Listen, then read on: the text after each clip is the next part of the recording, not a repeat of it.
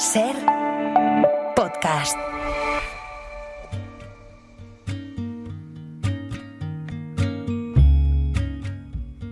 Aquelarre, justicia poética para causas perdidas.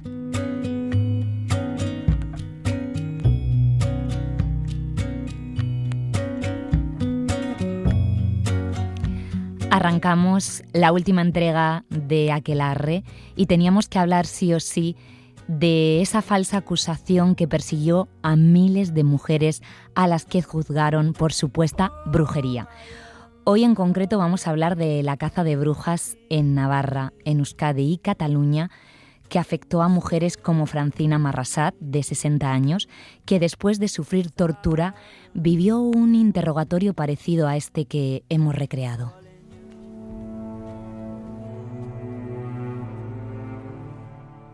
Francina Marrast, ¿sabes o presumes por qué te tienen presa? Señor, yo entiendo que me han prendido por bruja. Pues habla de una vez. Di en qué conventículos y aplecs has sido hallada en compañía de otras brujas y brujos, tanto a fin y efecto de hacer caer piedra, niebla y humazo o bruma, como para matar, emponzoñar y embrujar criaturas, personas mayores y bestias. Yo no he hecho nada de todo eso. ¿Por ventura puedes negar que fuiste hallada en ayuntamiento, con el demonio, en compañía de otras brujas y brujos? La justicia está bien informada de que hace 5 años te juntaste con el Puig d'Aguilar en el término de Caldes, con otras brujas y brujos, y que allí tratasteis con el demonio los males de la piedra que hicisteis caer. Señor, yo deseo salvar mi alma, y por eso quiero confesar mis pecados a Dios nuestro Señor, para que haya misericordia de mí.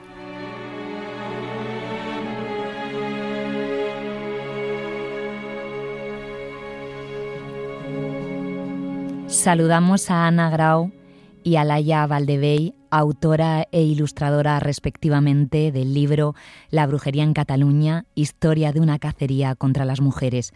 Hola, buenas noches. Hola, buenas noches. Ana, ¿cómo comienza tu idilio con esas mujeres que fueron injustamente tratadas y juzgadas en su época histórica? Mira, la verdad es que mi idilio con estas mujeres empezó de una manera muy gradual. Mi marido es historiador y había trabajado en el tema como investigación. Entonces yo conocía el tema a través de él, pero siempre encontraba faltar un poco la idea de hacerlo como más divulgativo, porque lo que él hacía era tratarlo de una manera muy desde el campo de la historia. Y la editorial me lo propuso y me dijo que Laia sería la ilustradora, cosa que me dejó muy satisfecha porque admiraba las ilustraciones de Laia y nos hemos entendido a la perfección. Laia, ¿cómo se dibuja y se trabaja un tema que cuenta ya con tanta carga emocional y con tantas imágenes en el imaginario colectivo? Bueno, para mí yo creo que lo más importante ha sido, por un lado, el darles la veracidad histórica a través de los consejos de Ana, ¿no? Y de las directrices de Ana, y por otro lado intentar, aunque existan muchas imágenes que nos hablen de las brujas, de la brujería, intentar darle este punto para comprenderlas desde el hecho de que fueron unas mujeres muy injustamente perseguidas, ¿no? Quitarles el cliché de la bruja del cuento, de la mujer empoderada, de todos los clichés que existen a través de la imagen sobre la brujería y poder intentar plasmarlas como lo que fue, ¿no? Que fue una situación muy injusta que desde nuestra mirada de hoy la vemos un poco kafkiana, un poco difícil de entender, ¿no? Pero que sucedió y era gente normal de pueblo y sin todo lo que le hemos vestido alrededor, ¿no? A lo largo de los años. En esta época en particular, Ana, y en Cataluña, ¿por qué se persiguió y se acusó a estas mujeres? Bueno, nunca hay una causa única. Entonces tenemos que comprender que es una época en la que hay una gran precariedad de alimentación, hay una pequeña glaciación, hay peste, hay enfermedades a las que la gente de la calle no encuentra explicación y tienen que buscar a alguien que cargue con las culpas. Todo esto en un entorno de miseria y de mucha misoginia e intolerancia. Entonces es un cóctel que provoca que las mujeres estén mal vistas siempre y cuando no estén bajo el paraguas, digamos, de un hombre y mientras no sigan con las normas. En Cataluña el problema fue más grave y hubo todas esas muertes porque la jurisdicción era señorial, no era de la Inquisición, contrariamente a lo que se creía que era la Inquisición quien las mataba.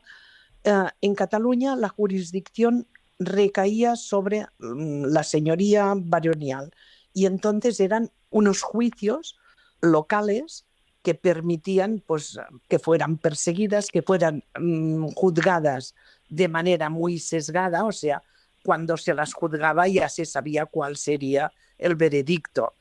Y eso fue precisamente porque no estaban bajo jurisdicción de la Inquisición. En el libro hablas, por ejemplo, de la figura del cazador de brujas. No sé si me puedes contar algo más. Y también de las consecuencias sociales y psicológicas que tenían estas persecuciones. Cómo los pueblos enteros vivían con este tema totalmente presente a diario.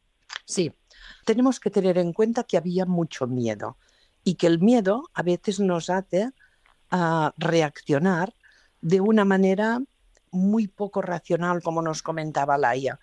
Entonces, había por una parte un negocio, que son los cazadores de brujas. Estos son unos personajes bastante nefastos, bastante siniestros, sí, y que iban por los pueblos y les prometían que les iban a quitar el lastre de las brujas. Entonces, si nosotros las consideramos las culpables de nuestros males y hay alguien que se ofrece, cobrando naturalmente, a quitarnos este lastre, pues deberíamos estar contentos, digamos.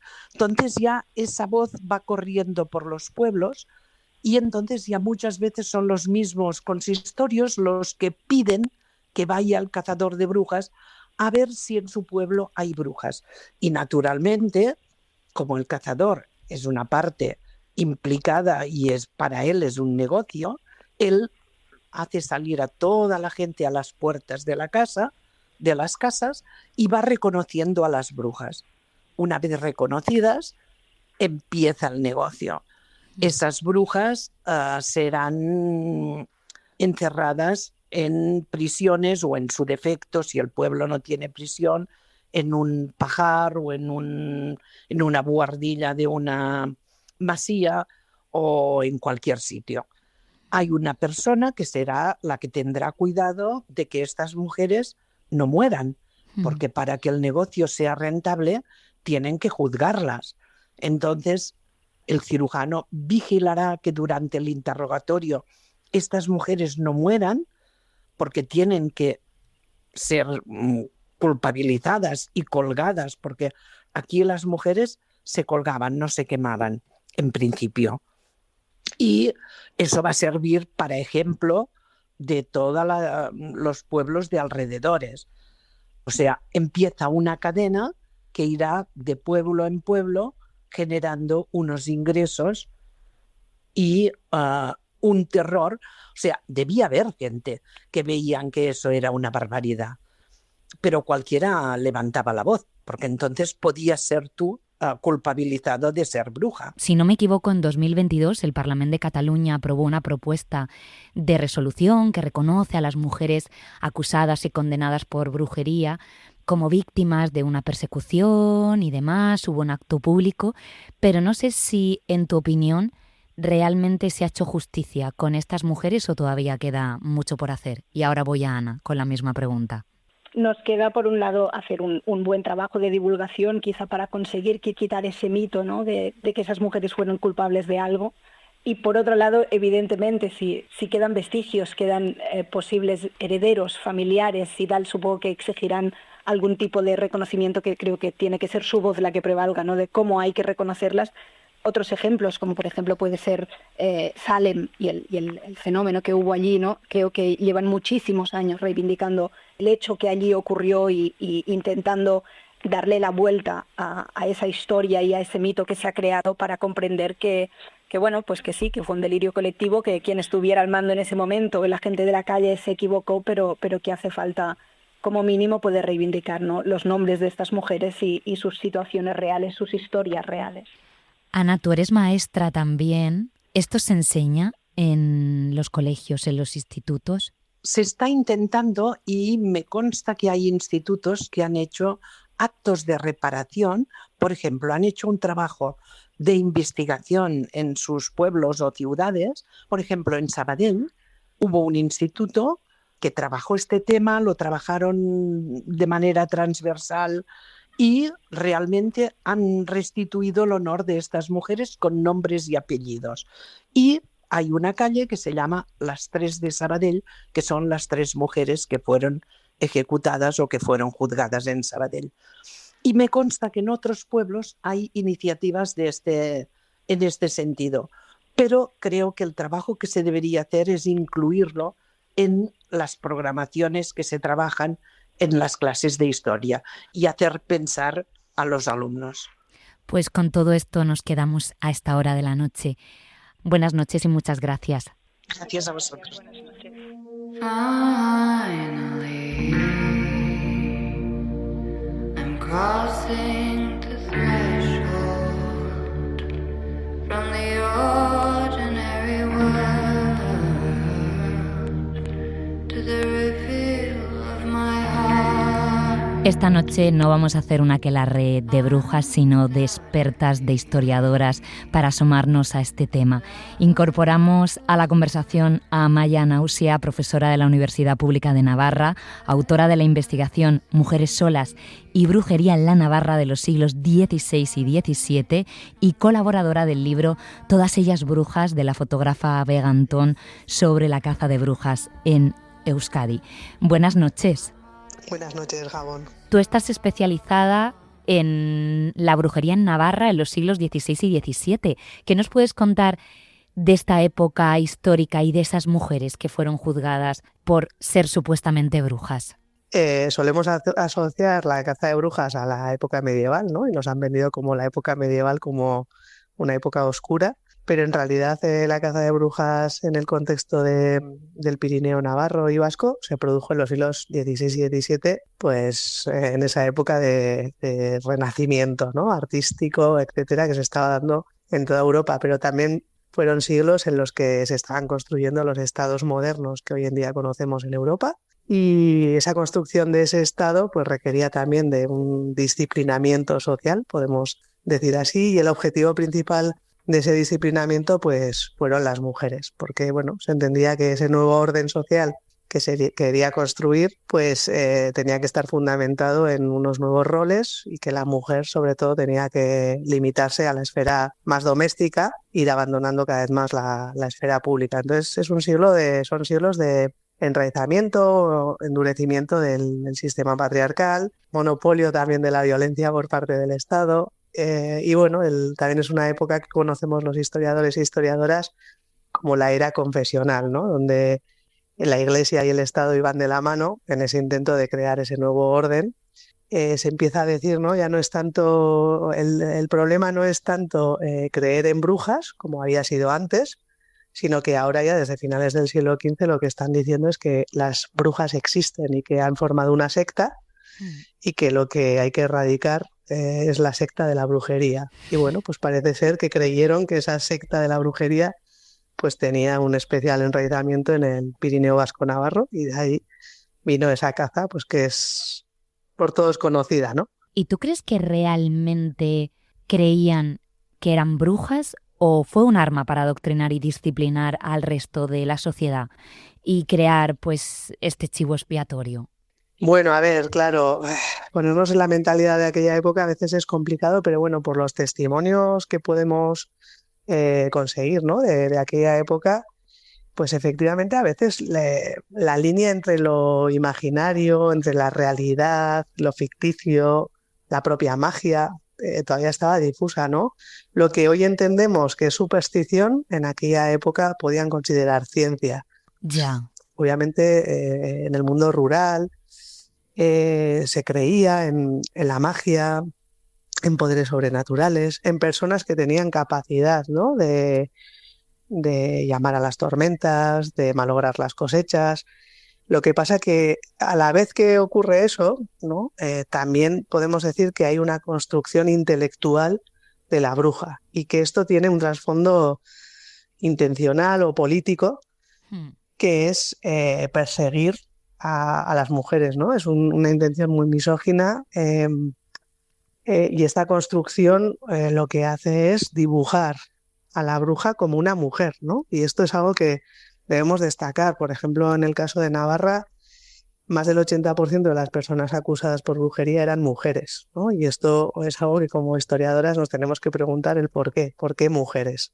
Entonces, bueno, pues ahí hay una concepción, como digo, misógina en torno a que las mujeres son tendentes por naturaleza, dicen en aquella época, a creer, a ser más crédulas, a ser más susceptibles de ser captadas por el diablo. Porque según la ciencia médica de la época, por eso digo que a veces lo que ahora consideramos superstición, en aquella época era la ciencia, ¿no? La ciencia médica estaba basada en las teorías aristotélicas. Entonces, por ejemplo, una cosa que para ellos era ciencia era que el cerebro de la mujer estaba menos desarrollado porque le había faltado calor a la hora de la gestación. Si el vientre de la mujer, cuando recibía la semilla del hombre, que era, por cierto, ¿no? La única que portaba vida era la semilla del hombre, las mujeres éramos meros recipientes.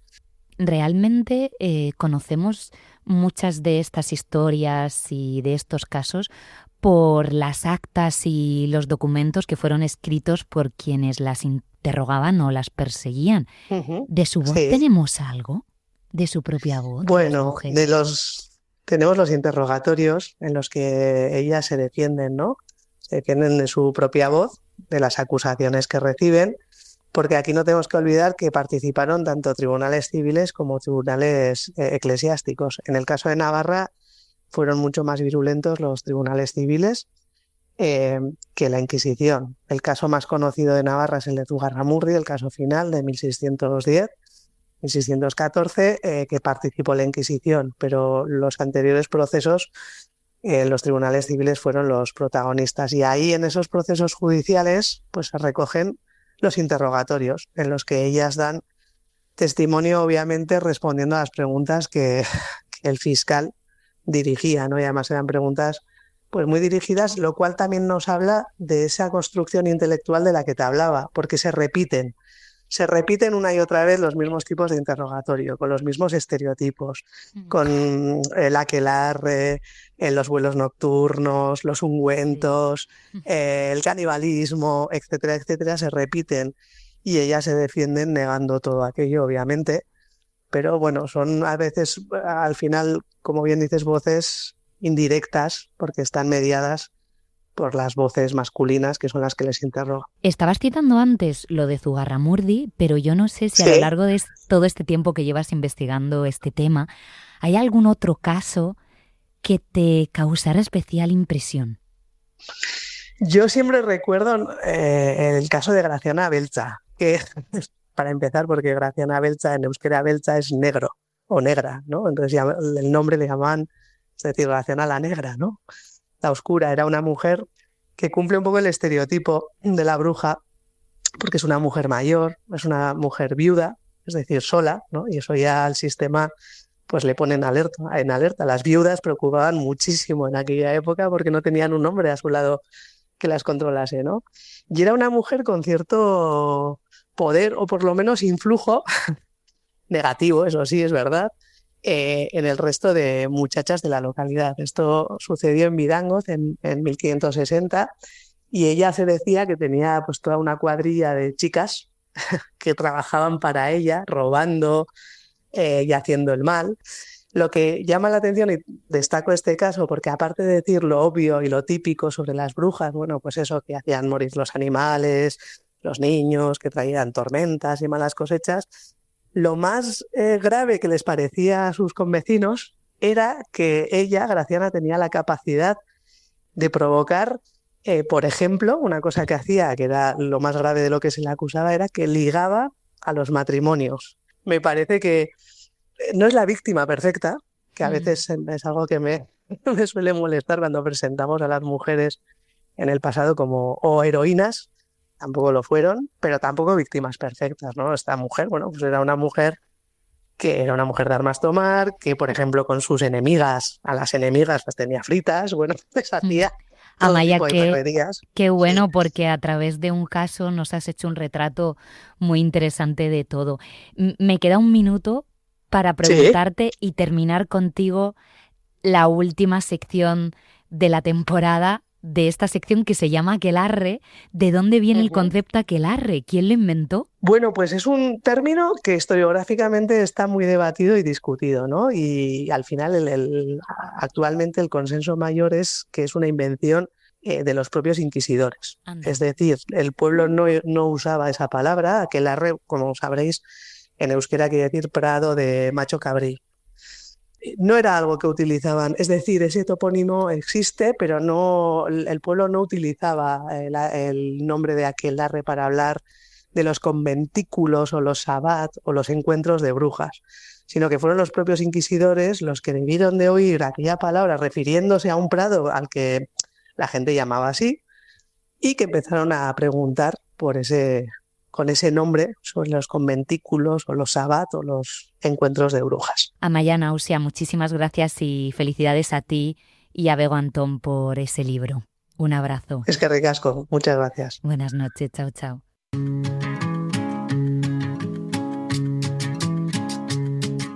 Llego con la luna llena, la huella firme, la frente honda, la llama en el esqueleto, le llamaron bruja.